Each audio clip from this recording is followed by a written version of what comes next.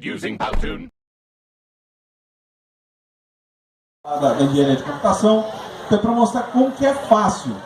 E o objetivo na segunda parte é criar um jogo simples, claro.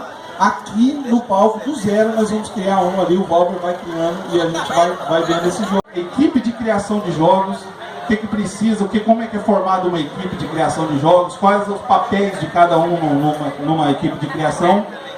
Nós vamos falar das ferramentas de criação, o que você pode usar, será que eu preciso ter um computador super potente, eu posso ter um computador mais básico. E, como eu já disse, nós vamos criar um jogo aqui no palco. Então, jogos indies. O que são jogos indies? Vem da palavra independente. Então, é jogo independente. Então, são jogos eletrônicos criados, às vezes é por apenas uma pessoa ou uma equipe pequena, 2 ou 3, 4 pessoas, e não tem o apoio financeiro de grandes publicadores de jogos. Por que eu estou dizendo isso? A pessoa, o programador indie, ele faz o jogo, mas ele não tem uma Sony, ele não tem uma Band por trás dele, ele não tem uma companhia grande de publicadora de jogos. Ele faz o jogo por ele mesmo e às vezes ele publica por ele mesmo.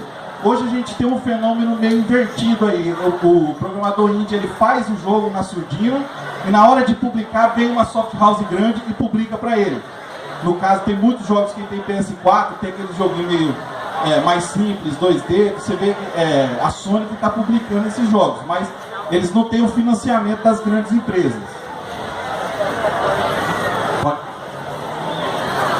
E esses jogos, os jogos indie, eles se apoiam em 2 pilares. É a inovação e a distribuição digital. Inovação porque são jogos que geralmente eles vêm com uma temática diferente de tudo que a gente já viu. Então esses programadores, como eles não têm a pressão de gerar lucro, de gerar grandes jogos, de milhares de pessoas jogam, eles costumam inovar mais. E a distribuição desses jogos é mais digital. Eles não mandam imprimir milhões de discos para vender nas lojas. É mais em plataformas online, tipo a Steam. Você pode comprar ele na PSN, na Live. Então esses são os 2 pilares que sustentam os jogos independentes. Os jogos indies, então, eles são diferentes daquilo que a gente chama de jogos AAA, que são os jogos AAA, que são os jogos que a gente conhece de franquias muito famosas. Por exemplo, eu ilustrei ali com o Battlefield. O Battlefield é um jogo AAA, porque ele tem um orçamento gigante, ele tem uma grande empresa por trás, ele tem centenas de pessoas envolvidas no desenvolvimento. Então ele tem essa característica, por isso que é chamado a indústria AAA. E os jogos indies não, como eu falei, equipe pequena, orçamento menor, foco na inovação e na distribuição digital. Então,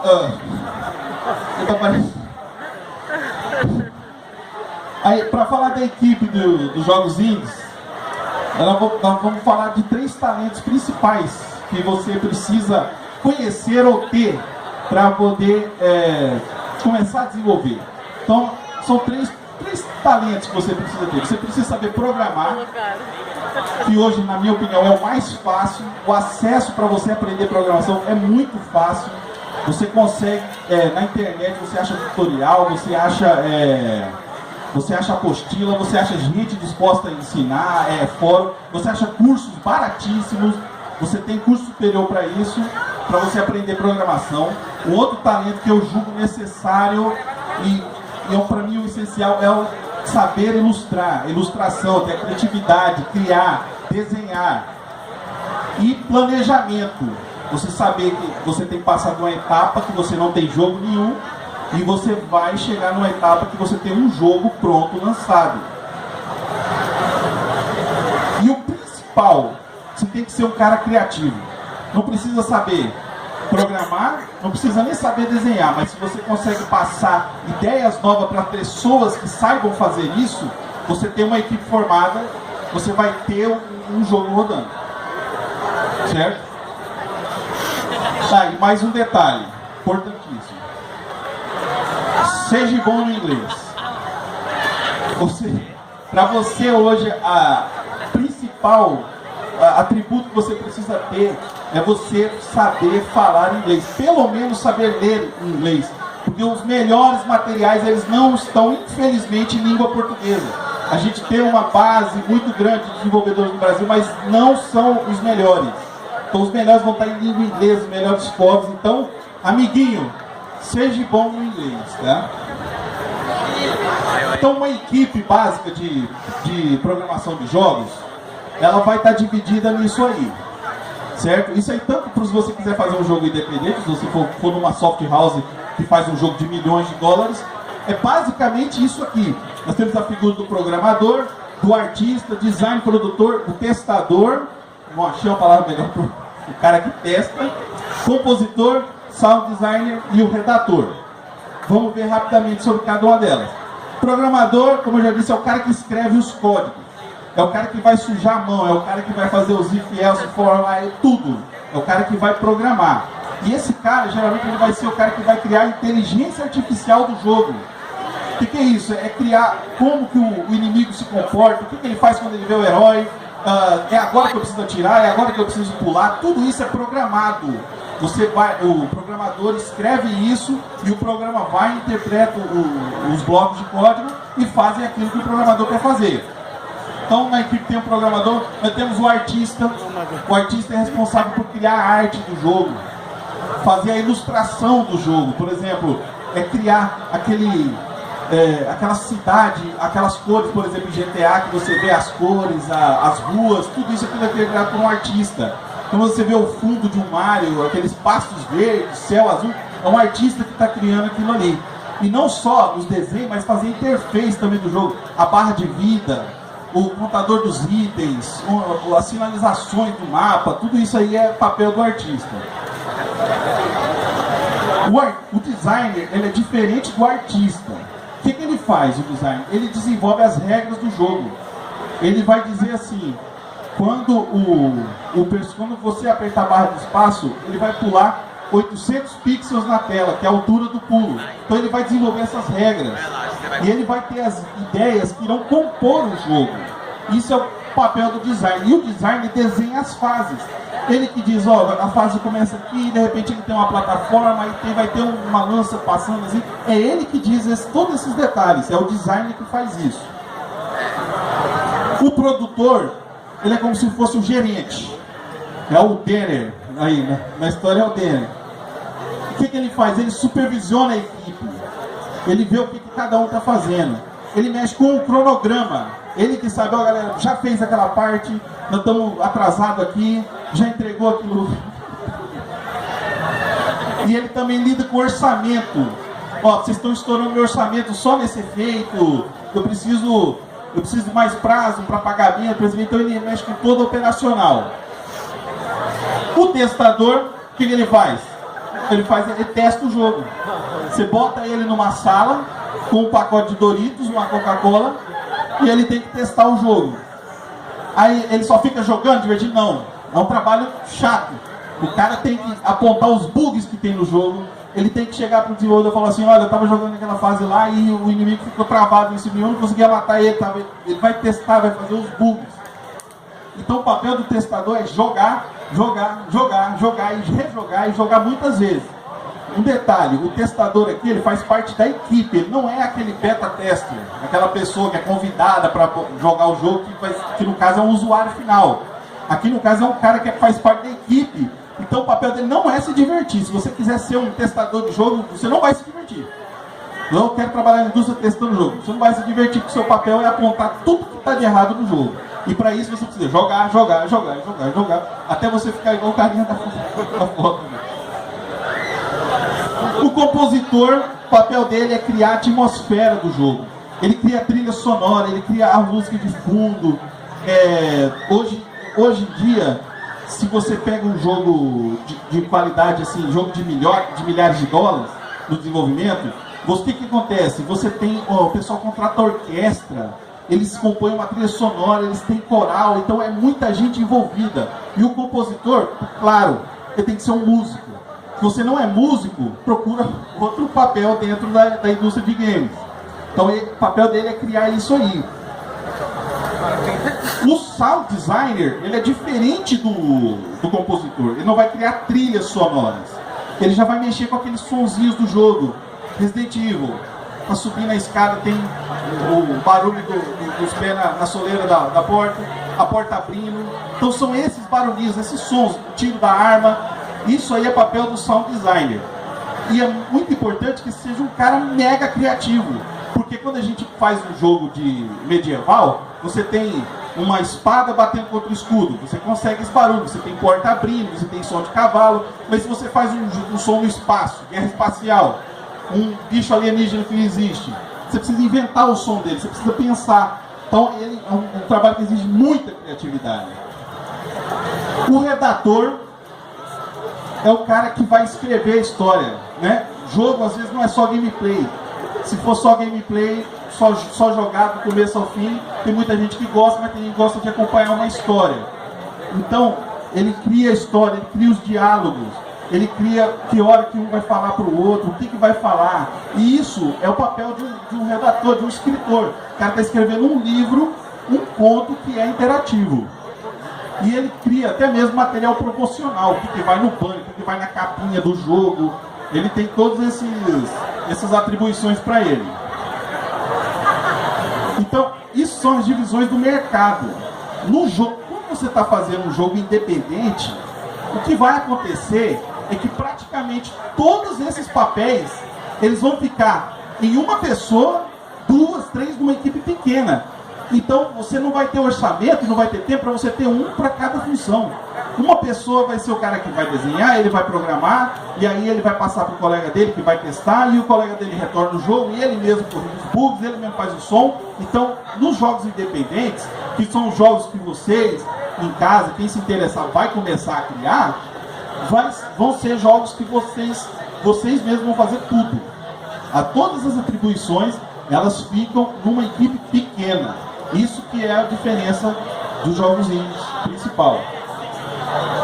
Então, falando da equipe, agora nós vamos falar das ferramentas de criação de jogos, certo? Existem várias, vamos passar rapidamente aqui. Primeiramente, o hardware. O que eu preciso para criar um jogo? O que eu preciso para começar a criar? Essa pergunta, ela vai depender do tipo de jogo que você quer criar. Quanto mais complexo o jogo, mais hardware você vai precisar. Quanto mais simples, menos hardware você vai precisar. Exemplificando, se você quer criar um jogo 3D, mundo aberto, que tenha muitos elementos e você precisa de uma quantidade de memória muito grande, você vai precisar de um computador com muita memória, com uma placa de vídeo dedicada. Você não vai conseguir emular, por exemplo, uma engine 3D, rodar ela num computador básico igual esse aqui que nós estamos rodando na apresentação. Mas se o seu objetivo é fazer um jogo 2D, que é, por exemplo, um jogo estilo Mario, estilo... Calma, cara. A Lenda do Herói, igual a Lenda do Herói, que é um jogo indie brasileiro. Se você estiver fazendo um jogo de plataforma, você não precisa de tanto poder de processamento. Você pode fazer num computador mais simples, certo? Então você vai precisar aí, dependendo do jogo, você precisa de ter placa de vídeo. Se você estiver fazendo um jogo, eu quero criar jogo para iPhone, eu não preciso nem falar que você precisa de um iPhone para testar o jogo. Se você estiver fazendo um jogo para Android, você precisa de um dispositivo móvel. Se você estiver fazendo um jogo estilo que o pessoal tá demonstrando lá, o Thiago, se você estiver fazendo um jogo de realidade virtual, você vai precisar de um aparelho daquele de realidade virtual. Então, dependendo do jogo que você quer fazer, é o hardware que você vai precisar. Para a parte do software, essa parte é mais maleável e ela depende mais ainda em escala, que nós não vamos entrar aqui, do que a parte do hardware. E o que é o software? Software nada é do que a linguagem de programação que você vai usar. Ele também inclui nessa parte os programas de design ou de desenho que você precisa. Por exemplo, Photoshop, Illustrator, vai lá, CorelDRAW, meu Deus do céu. E você também vai precisar de programas de som para criar os efeitos sonoros e tal. Tudo isso aí, existe as versões gratuitas e as versões pagas. Você tem acesso a programas de linguagem de programação gratuitas, você tem tudo isso aí, para programas de desenho, você tem para programa de som, então você pode começar a programar a custo zero, você não precisa investir nada. E nós temos na parte de software as engines, que é o que nós vamos falar agora aqui. As engines. O que é uma game engine? É um programa de computador ou conjunto de bibliotecas para simplificar e abstrair o desenvolvimento de jogos eletrônicos ou outras aplicações com gráficos em tempo real para videogames ou computador rodando sistemas operacionais. O que isso quer dizer? Passou, né lá? Para simplificar, a engine é um programão que inclui um monte de coisa que vai te ajudar a desenvolver o jogo. Resumindo, é o programa que vai salvar a sua vida no desenvolvimento. Você não precisa, falando assim, o que é uma engine basicamente, como que é um programa que vai te ajudar, significa que se você estiver fazendo um jogo que seja um clone do Mario, um exemplo, você não precisa se preocupar em criar a física do jogo, em criar, por exemplo, aqui eu apertar para a esquerda, ele tem que ir para a esquerda, apertar para a direita, ele tem que ir para a direita. Não, porque a engine ele dá esses básicos para você. Todos pegam aquela engine e fazem as suas artes nos seus jogos. A engine são pessoas muito mais inteligentes do que eu, que já fizeram todo o trabalho pesado para que burros igual eu comecem a desenvolver. É para isso que serve uma game engine. Então, se você estiver desenvolvendo, ela vai salvar a sua vida. E existe a diferença entre engines 3D, que são para você trabalhar com jogos em terceira dimensão, e as engines 2D, para você trabalhar com jogos em duas dimensões, que são a maioria dos jogos que você joga no celular. Hoje, os celulares já estão mais potentes, você já começa a ter jogos 3D no celular, mas antigamente era mais 2D. Então você tem as engines que servem para ambos os casos. E aí algumas engines que eu separei aqui para mostrar para vocês, é só para vocês gravarem o jogo e jogar na internet depois para vocês pesquisarem mais. A primeira, a Unreal Engine, que está na sua versão 4, que é a mais famosa. O pessoal lá da Unbox, eles estão usando o Oculus Rift lá com jogos criados nessa plataforma. Ela é gratuita, tá? Ela tem uma versão paga, mas você consegue baixar e sair trabalhando nela, criando as suas aplicações. Você só vai pagar ela se você tiver lucro. Mas quando você tiver lucro no seu jogo, você vai querer pagar. Então, nós temos a Unreal Engine, a gente tem a Unity, que é mais voltada, o pessoal usa muito para desenvolver para mobile, para celulares. Nós temos a CryEngine, que é uma engine também de desenvolvimento, que veio de um jogo muito famoso, que é o Crysis, que usa muita capacidade gráfica. E para ficar na parte do open source, nós temos o Blender. Universitários conhecem o Blender pra caramba, principalmente o pessoal de informática. Eu tô quase caindo aqui.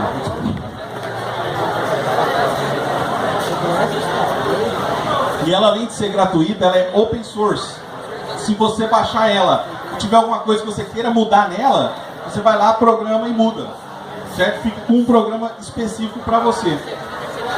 Dentro das engines 2D, nós temos aí o Construct 2, certo? Olha lá para vocês verem a interface, como é que é. Eu estou mexendo com o jogo em 2D, não estou mais mexendo em terceira dimensão. O Construct. O Game Maker Studio. Ambos têm versões gratuitas e versões pagas, tá? Qual que os dois? As gratuitas e as pagas. Geralmente, uma gratuita, ela também é paga. É porque eles têm uma política assim, citando rapidamente a Unreal. Você baixa no nosso site, você tem acesso a ele completo. Você pode baixar e fazer um jogo só para você. Quando você lançar esse jogo, você é obrigado a colocar uma logo da Unreal antes de carregar o jogo.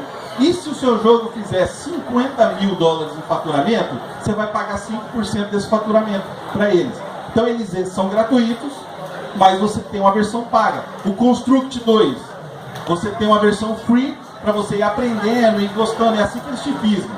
Você vai lá, faz tal, só que ele tem um limite de eventos. Até 100 eventos. Quando o seu jogo estiver sendo complexo, você deu 100 eventos, você precisa comprar com eles. Mas para aprender é ótimo. Escrevi configuração final para eu fazer configuração final. Então é isso, gente. Jogo independente são jogos que você tem uma equipe pequena, ela parte de você, você vai fazer na sua casa, no seu quarto, com o teu irmão, com o teu primo, junta lá, estuda e espero que tenha dado o caminho aí para vocês fazerem isso aí.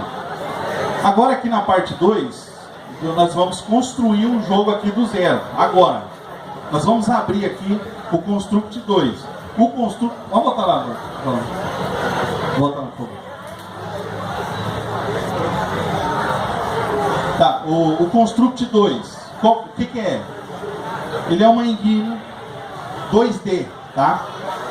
Ela é feita para você fazer jogos em HTML5, que é linguagem web, para você ver como ela é simples. Ela é multiplataforma, você faz jogos através dela você faz jogos para celular, você faz jogos para Windows, você faz jogos, por exemplo, para aquela TV nova que saiu da LG, que eles estão usando o WebOS, porque é HTML5. Então você faz jogos para várias plataformas usando apenas um programa. Você faz o jogo e no final você exporta o jogo.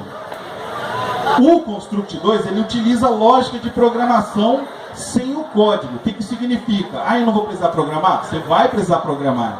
Você vai precisar criar os algoritmos. Você vai precisar ter lógica de programação. O que você não vai precisar é escrever o código. Quando você criar uma função nele, você não digita define, function, e coloca lá o código, abre e começa a digitar. Não, você vai lá e arrasta. Ó, esse objeto vai fazer isso, vai interagir com isso. Então ele tem essa interface facilitada de drag and drop. Você vai arrastar um elemento para lá e para cá e vai atribuir funções para ele. Ela é de fácil aprendizado, muito fácil aprender, e ela tem o que eu falei lá atrás, versão gratuita e versão paga. A parte aí, ela tem uma janela de propriedades, que é aquela do lado esquerdo lá, Valber, passa o mouse lá para o pessoal ver. Lado esquerdo,